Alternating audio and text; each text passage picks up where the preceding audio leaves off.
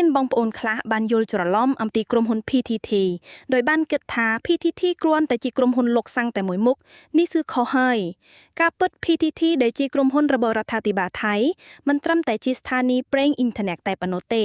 តែ PTT ក៏ជាក្រុមហ៊ុនដ៏ធំមួយដែលមានតម្លៃរាប់សិបពាន់លានដុល្លារដែលបានលក់ប្រេងអ៊ីនធឺណិតចម្រាញ់មកឲ្យកម្ពុជាផងដែរប្រេងអ៊ីនធឺណិតចម្រាញ់នេះគឺគេយកវាទៅចម្រាញ់ឲ្យចេញតែជាប្រេងម៉ាស៊ូតប្រេងសាំងចាក់យន្តហោះប្រេងឡានប្រេងម៉ូតូឡាអ្វីដែលបងប្អូនមិនដឹងគឺថាប្រទេសកម្ពុជាគឺពឹងទៅលើក្រុមហ៊ុន PTT ចង់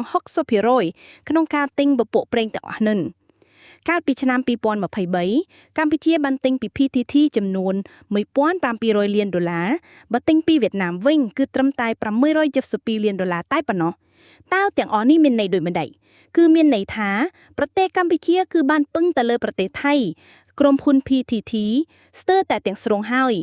ដែលវាលើសប្រហែលជា 50% គ្រាន់តែក្នុងរយៈពេល4ខែនៅក្នុងឆ្នាំនេះគឺថាកម្ពុជាបានទិញប្រេងពីថៃចង់$1,000 លានបាត់ទៅហើយ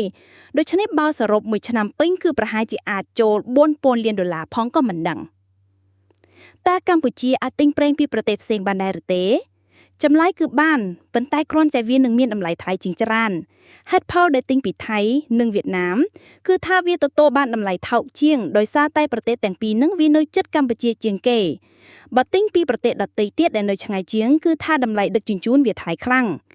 ប្រសិនបើប្រទេសកម្ពុជាចាំមិនឈប់ក្នុងការទិញប្រេងទាំងអស់នឹងពីប្រទេសថៃនិងប្រទេសវៀតណាមបន្តទៀតនោះទាល់តែកម្ពុជាមានរោងចក្រចម្រាញ់ប្រេងជារបស់ខ្លួនឯងនៅក្នុងប្រទេសបន្ទាប់ពីមានរោងចក្រចម្រាញ់ប្រេងនៅក្នុងប្រទេសរួចហើយគឺថាកម្ពុជាត្រូវការទិញតែប្រេងឆៅតែប៉ុណ្ណោះខ្ញុំហ្វូននេះគ្រាន់តែចង់ឲ្យបងប្អូនបានគិតពិចារណាតែប៉ុណ្ណោះឲ្យបងប្អូនបានយល់ដឹងអំពីសេដ្ឋកិច្ចនៅក្នុងប្រទេសកម្ពុជាសូមអរគុណ